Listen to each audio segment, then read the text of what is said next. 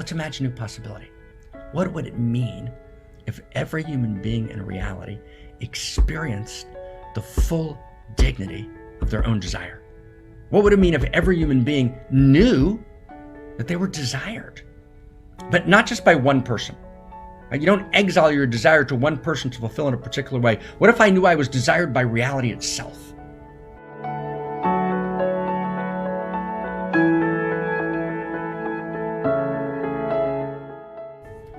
We're going to do a kind of review of culture today and a tragic moment in culture, which captures the need for the new story, right? The need to articulate a new set of frameworks, a new story rooted in first values and first principles, right? A story of value, right? A story of intrinsic value rooted in first values and first principles.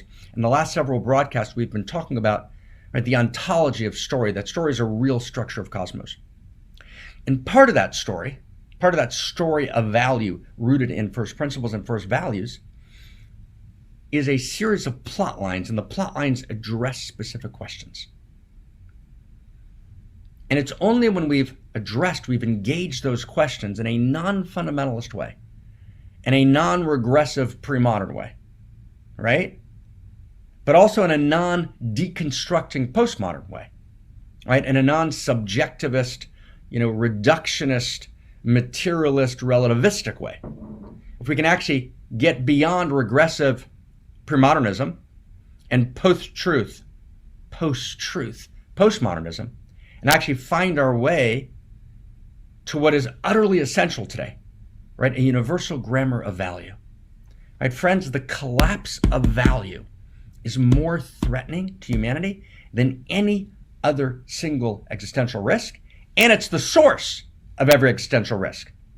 Because the global intimacy disorder, which is the root cause that underlies the generator functions of existential risk, is rooted in a global intimacy disorder, which can only be healed by a new story, a shared story, and a shared story has got to be a shared story of the real, right? A shared story of the real, right? There's the politics of the real, what we determine to be real. So we need a shared story of the real, and the real has to include value. Value is real.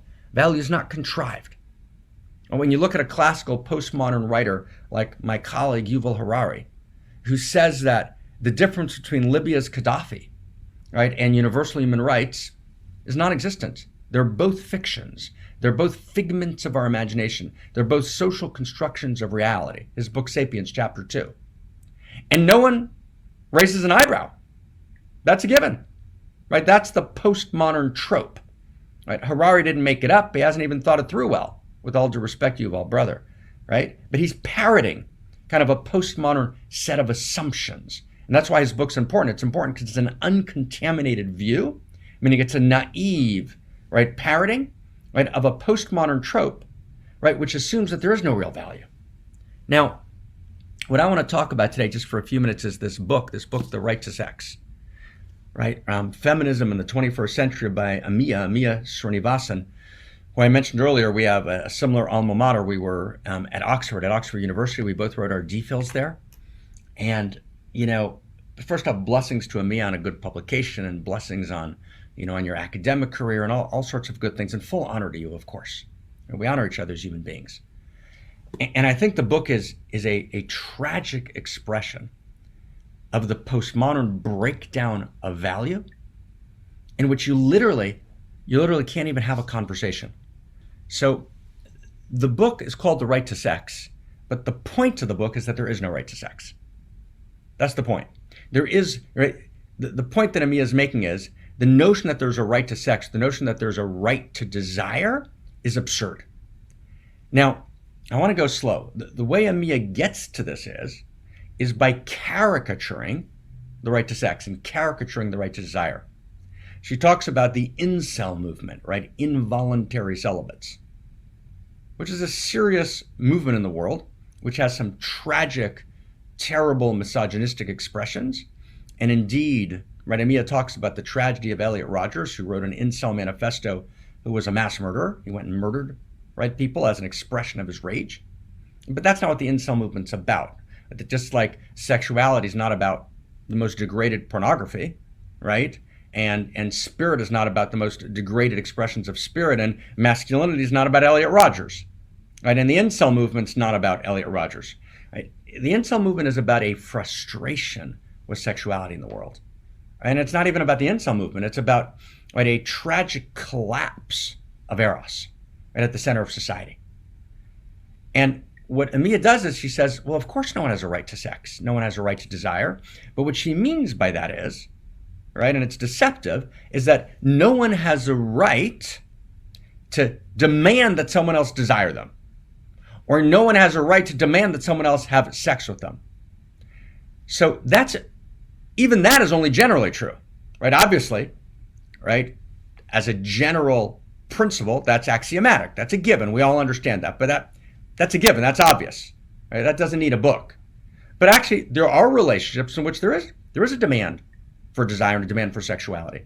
When there's a committed relationship where people are committed to each other, right, they actually have, right, an actual obligation or responsibility, right, if it's an amorous relationship, to actually find their desire for each other. That's a shocking idea. For example, I'll give you a shocking example of it, right? In Hebrew wisdom, there's a principle called Onah, O-N-A-H, which means that a woman has a right to make sexual demands on her man. Wow, because that's part of the exchange. Right? Now, let's be really clear, that has nothing to do with, right, marital rape, right? Obviously. It has nothing to do with coercion, right? Obviously. But it means that we actually don't wait for desire to happen to us, right? Emile views desire as this perverse, strange thing that we have no real relationship to. We have, right, it's however it works, we're not sure. And certainly we can't be asked to cultivate or change the nature of our desires. That's not quite true, right? Actually, desire is an expression of something much deeper, and we're going to talk about desire. But we can actually take responsibility for our arousal. It's actually a big deal. We can take responsibility for our desire. That we can be in relationship to our desire. But to do that, we got to step back in a much, much bigger and wider way. So let's see if we can kind of find our way. Here's the tragedy of this book. This is a book about desire and sexuality. And in the entire book, there's no narrative of desire. There's no story of desire. There's no probing of the intrinsic nature of desire itself. Desire is understood as a chance expression, right, of some random mutations in cosmos that generated evolutionary psychology that produced us as these accidents of social, cultural, and psychological conditioning, which all transmutes into this kind of strange, right, expressions of desire, which run us and we don't run them. And of course, we need to control it, right, to be a good citizen, to be a good person. That's what desire is. There's no narrative of desire. There's no sexual narrative in the book. There's no universe story. There's no narrative of identity. There's no narrative of community. In other words, the essential questions: who am I? Who am I? Who are we? Where am I? Right? Where did we come from? Right? Where are we going? And all of those questions, the essential frameworks, the inescapable frameworks, which every human being must live, are all completely ignored in the book. They don't exist. Because Amia is trying to meet postmodern woke political correctness. So you can't address any of these issues. Now, without a universe story, and without a narrative of identity, right, without a narrative of communion, of intimate communion, without a story of value rooted in first principles and first values, not pre-modern regressive, right? Not preordained. What are the intrinsic values that live in cosmos? How do we articulate an evolving parentalism, meaning an evolving sense of shared first principles and first values, right? What does it mean to be in a universal grammar of value where I can locate myself, I can be at home? All that's ignored. And from that place, we have basically a collapse of sexual narrative. There's no sexual story. So what happens? Let's just understand. So sexuality is as is acknowledged by Amia, the most powerful experience we have, but we have no story to meet our experience, right? The old story of sex sacred, sex is sacred because it creates babies, it doesn't hold. Right? 99% of our sexuality is not to create babies, and we have a population explosion. So we've got to actually be wary of population. So sex sacred, no. Sex negative, at the kind of pejorative view of sex is dangerous, doesn't take us home. Yes, sex is dangerous, but sex is more than dangerous. It's more than sex negative. The kind of sex neutral, kind of Kinsey approach, sex is like having a sandwich. Well, sex is not having lunch. And Amia realizes, she says, well, sex isn't like having a sandwich, but we don't know what it is. So that's sex neutral, sex is having a sandwich. Or sex positive, sex is lovely, it's wonderful. It's affiliative, right? It's encouraging of good relationship, right? It's kind of a bland sex positive, which doesn't capture the mystery, right? The awestruck, numinous, strange, unimaginable depth of the sexual. So sex negative, sex positive, sex neutral, and sex, right? Sex sacred. All of these narratives kind of are disappeared from our life appropriately because they don't meet our sexual experience. So we're left with the most powerful human experience without a narrative. But we can't express a sexual narrative unless, ready? Unless we have a universe story, right? Unless we have a story of identity, unless we have a story of community. So let's see if we can find our way here. Okay, let's see if we can find our way. And it's very beautiful, it's very powerful. Actually, the way we understand reality, based on first values and first principles, based on an integration of multiple strains in pre-modern interior sciences, multiple strains in modern psychology, modern anthropology, right? Modern physics, and particularly the new physics, molecular biology, systems theory, chaos theory, complexity theory. None of this appears in Amia's book.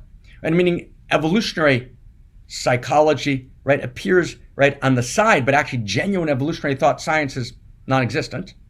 Right? In other words, all of the most important emergence theory, right, all of the most important fields of human endeavor are actually absent from a book which basically spends its time recapitulating the early arguments in second wave feminism and comes down pretty much on the side with some caveats of the relatively anti-masculine, right, dimension of feminism, which was the Catherine McKinnon, Andrea Dworkin school. That's basically the school, right, that Amia subscribes to. That's the conversation. But that's a dead conversation, sister. Hello, wake up, right? You've ignored literally every single important field of human endeavor in the interior and exterior sciences. And then you're talking about sexuality. And then you're actually exiling the notion of a right to sex to a right to desire, right, to a perverse and strange idea, right? The strange thought that you have a right to demand sex from someone, right? Or you have a right to demand that someone desire you that you're not in deep and profound relationship with. Well, of course not. We understand that. So let's see if we can articulate, right, a real universe story, right? Friends, reality is actually a cosmo-erotic universe. And allurement, desire itself, is a feature of cosmos. Subatomic particles come together to create a larger whole because they desire each other.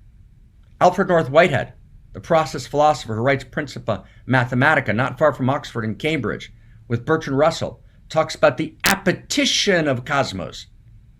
Right? The appetites of cosmos, which was a polite Cambridge way in 1925 to say desire. Cosmos desires. Cosmos is filled with Eros. Eros is the movement generated by allurement, or what Whitehead called prehension, right? Or Charles Sanders Peirce talked about in his language, and James Mark Baldwin, right, the polymath, talked about in his language. And the interior sciences use their language. For example, Leiner in the 18th century talks about chukka, the intrinsic throb of desire and allurement. Meister Eckhart, right, that animates and drives reality itself. The eros that animates the very four forces of cosmos, the strong and weak nuclear, the electromagnetic, right, the gravitational. right? What is gravity? Gravity is, what's underneath gravity? What's underneath gravity? Nothing, right? Gravity is just a word that we use to describe vectors of autonomy and allurement.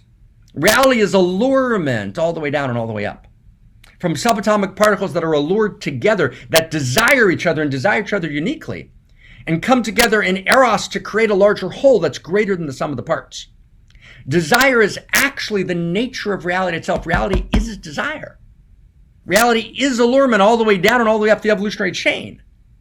And desire is actually a first principle of reality. Now, that doesn't mean that desire, right, violates the boundaries of the good. Of course not.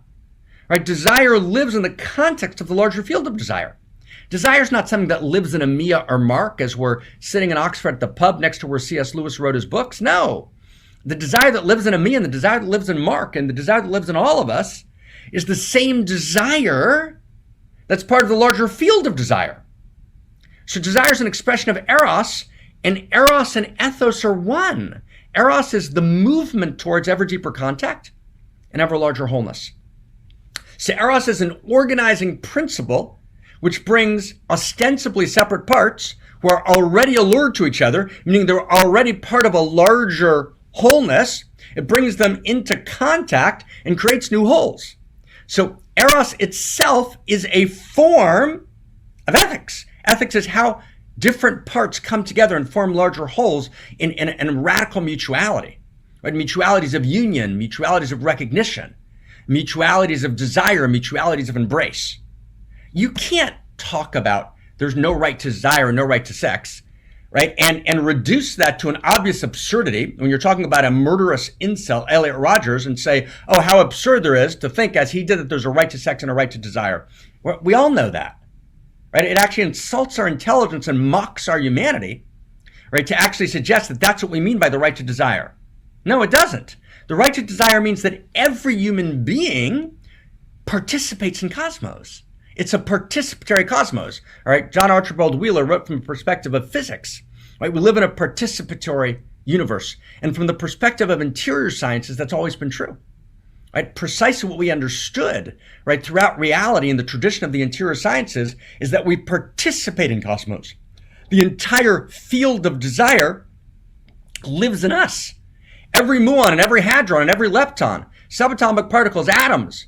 Right, atoms that come together as molecules, molecules that are allured together as macromolecules, macromolecules that come together as cells, cells that respond to the oxygen crisis in humanity, and then through a series of allurements come together and form a new configuration of intimacy and desire, multicellular intelligence, that then opens the portal, right, to the animal world and the human world, right? It's actually one world, it's one cosmos, it's one heart, it's one desire, it's one love. Now, that doesn't mean that desire between subatomic particles looks like desire between human beings.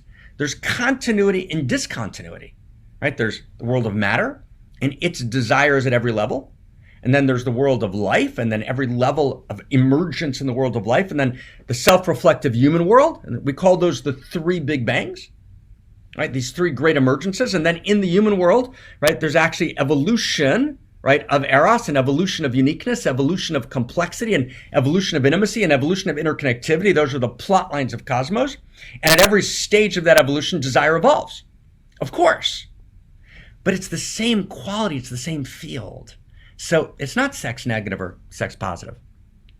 And it's not sex neutral or sex sacred because it creates babies. It's actually sex erotic.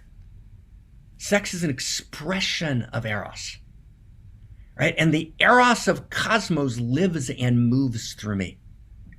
Right? And Eros's qualities are desire, a desire for ever deeper contact, a desire for ever deeper intimacy, ever deeper levels of mutuality, recognition, union, and embrace. And it's only when I realize that that desire that lives in me is the desire of cosmos uniquely expressed as me, that I actually realize that arousal is a quality of cosmos itself. Right? Kashmir Shaivism, one of the original and most important native Indian philosophies that gives birth to Hinduism, right, speaks of the stirring of Abhinavagupta, right, the great thinker, speaks of the stirring of desire in the intimate.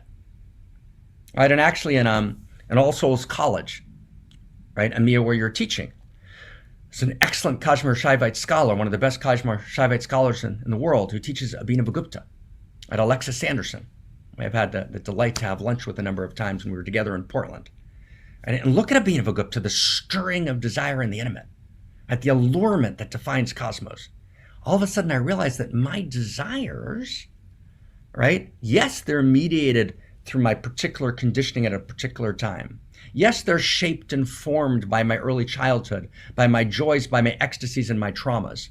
And yes, we need to work with them in all those ways. But at their core, right, my desire is an expression of the sacred. And it's why in the Solomon tradition, in the sacred writ, we say there are 24 books in the sacred writ in the great Hebrew wisdom tradition. And of all the 24 books, we say that all the books are sacred, all the books are holy. But says Akiva in the first century, paralleling Jesus, Akiva says, Kol ha-sfarim kodesh, shira shirim kodesh kodeshim. And all the books are holy. Right? The Song of Songs is holy of holies. And what is the Song of Songs? The Song of Songs models the sacred, models ethos on desire. The Song of Solomon, the Song of Songs, is a song of desire between the beloveds. And in the play of that desire, all ethics is learned. The same Akiva who says that all the books are sacred, but only the Holy of Holies is sanctum sanctorum, right? Holy of Holies. The same Akiva says that if we had no law, right? We had no law at all, we could learn all ethos, all wisdom from desire itself, from the Song of Solomon. So once I begin to understand that, I can read this week's code. We wrote just this morning, right? And we wrote it, for Amia, right? In response to the right to sex. Yet there is a right to desire. Let's use the word desire. We all have a right to be desired, not by anyone, and not in a particular way that we demand, right, at our beck and call. But as human beings, we have a fundamental need. We have a need to be desired. That need is inherent at every level of reality and appears in the human being. We have a need to be desired. It's not an accident of evolution. It's structural to cosmos itself. Desire itself is a first principle and first value of cosmos. And all of the desire, all of the history of desire, all of the ladder of desire in cosmos lives in me. Literally, quite literally.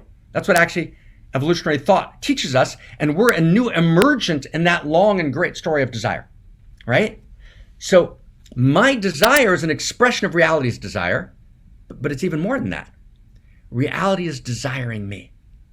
And that's what it means to be alive. It means that actually the allurement of cosmos, right, at all of its scientific expressions, comes together uniquely in a unique configuration of desire with intention to manifest Amia, Marc, right? Who am I? Who are you? You're an irreducibly unique expression of the love desire, the love intelligence, and the love beauty of all that is. That desired, intended, needed, chose to incarnate in your irreducible uniqueness.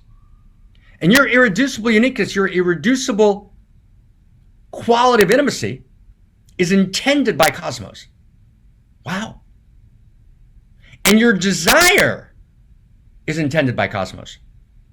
So if you actually begin to access this and access it not as dogma, this has nothing to do with dogma. There's nothing to do with pre-modern fundamentalism. It's actually a direct understanding of an integration of the interior and exterior sciences, but you can also access it directly in what I would call anthro-ontologically. Anthropomorphic, human being, ontological. It's real. You can actually access your need to be desired inside of you. And that's what we would call a common sense sacred axiom, right? New language we're using, right? You actually know. You know of your need to be desired. You know it inside of you. Every human being has a need to be desired. Not tinsel, superficial, pretty human beings, right? Not men and women parading, as Hafiz says, in their pretty costumes. But every incarnate human being has a radical need to be desired. And needs create rights, right? If I have a need for food, then I have a right to food. If I have a need for air, I have a right to air. If I have a fundamental need for unique expression, then I have a right to unique expression. We have a need to be desired. We have a need to be touched. We have a need to be touched. We have a need to be touched emotionally. We have a need to be touched physically. We have a need to be touched spiritually. We have a need to be touched psychologically. We have a need to be touched existentially, right? We have a need to feel the cosmic Eros performed in our flesh. We have a need to be loved open. We have a need to be fucked open. We have a need to love each other open and to fuck each other open. We have a need to fuck the moment open, right? Not fuck small fuck, not some strange, boundary violating, obviously preposterous right to kind of small sex fuck in a way that's not radically mutual and radically gorgeous. No, obviously that's not what we're talking about. But when we say to fuck reality open, what we mean is, and I'm going to use this word intentionally just this one time because it captures something that's important, right? There's this quality of Eros that's not just captured by the word love. Right? There's a love fuck quality of cosmos. And we have a need to be loved open, to be fucked open by reality until our hearts are wide open, and to love reality open and to fuck reality open, right? And actually that quality of Eros, that quality of desire lives uniquely in us. So we're both desired uniquely by cosmos, and our deepest heart's desire is the desire of cosmos uniquely alive in us. See, now we can begin to have a conversation. And nothing I said was left-wing or right-wing or incel or gender feminist or power feminist or victim feminist, right? And it wasn't Catherine McKinnon, right? And it wasn't Susan Brownmiller, right? These are structures of reality. How do you write a book about the right to desire when you mean the right to desire in a mocking way? And we're mocking the basic experience of human beings. Human beings experience themselves with a profound need to be desired, right? And until we actually realize that sex is not negative or neutral, or sacred because it creates babies, or blandly positive, sex erotic. Desire is the desire of cosmos awake and alive in me. And that the sexual models the erotic, right? And so I've got to get from the clarity of my desire for cosmic Eros performed in my flesh to my deepest heart's desire to give my unique gift, to sing my unique song, to write my unique poem, right? To participate in the evolution of love, to live a life that's significant, right? On every level. That's desire. Yeah, we have a right to desire. It's a fundamental human right. We have a right to be desired, right? We got to take, right, the conversation out of a bland, postmodern, deconstructive conversation where we literally miss what it means to be a human being. I'm going to say one last thing. Wilhelm Reich, complicated student of Freud, wrote a book called The Mass Psychology of Fascism. What he traces there is when there's a breakdown in Eros, so he doesn't use these words, and I talk about this with Christine in our book, A Return to Eros. When there's a breakdown of Eros, right, of the fullness of my life, there's a breakdown in ethics, right? We're not supposed to, right? Our goal today in the contemporary world is to live long lives. Our goal is not to live long lives. Our goal is to live full lives, right? Dripping with Eros, tumescent with aliveness and ethos, right? Gifting the best of ourselves, understanding that we've got to be omni-considerate, that we're for the sake of the whole, even as we understand that the whole lives in us. All of the desire of reality shimmers in us and needs us, right? Wow, right? A need is a right. And the community has an obligation to enact that right. Does that mean we have to go and have sex with everyone? Of course not. But it means we need to teach a narrative of self that takes us beyond superficial desire and takes us to a deeper level of what desire is. How do we actually learn to take responsibility for our arousal, right? And arousal might be, I'm insanely moved to kiss your shoulder for 17 hours and you're my partner, and all I can think about is kissing your shoulder. And for a year, we don't have sex, I just kiss your shoulder and ravish you open with my heart madly in love with you, right? In other words, when we talk about sexing, it can't be about a particular form of sexing, a particular form of genital penetration that looks a particular way and feels a particular way, right? Sexing means we have a desire to make contact with each other, to touch each other, to feel each other, to be in devotion to each other, right? To arouse each other in 1,000 gorgeous ways. And there's room for all of it on the table, right? Remember Leonard Cohen? How did Leonard Cohen say it? And what was that song? I found it this morning. Leonard Cohen sings, "I'm your man. If you want a lover, I'll do anything you ask me to. And if you want another kind of love, I'll wear a mask for you.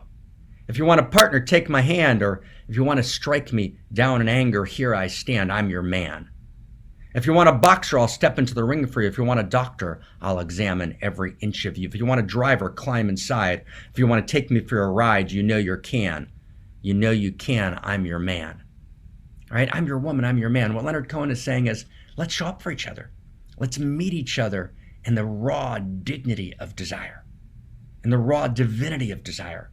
We're all desires, right, that live in the context of ethos, that serve the larger field of desire. There is no local desire. All desire lives in the field of desire. And we need to reclaim the dignity of desire. We need to reclaim the dignity of desire. We need to reclaim the divinity of desire. We need to look at our beloved and say, I'm your woman. I'm your man. Love me open. In that dance of mutuality. We need to understand that desire is love in the body. Desire is love in the body. And with that, with those inescapable frameworks, we can begin to take responsibility for our arousal. And that's how we're going to move past sexual harassment, right? And that's how we're going to move past false complaints against men. And by the way, Amia, right, cites the literature in a very, very, very cherry-picking way and ignores an enormous amount of literature about false complaints against men because she's trying to fit into a particular woke narrative. But actually, there are false complaints, and they're real, and they're actually much more than she allows. Right? So we've got to actually own the shadow of our desire. When my desire wasn't met, how did it become a false complaint? We can do that with a new narrative of desire, right?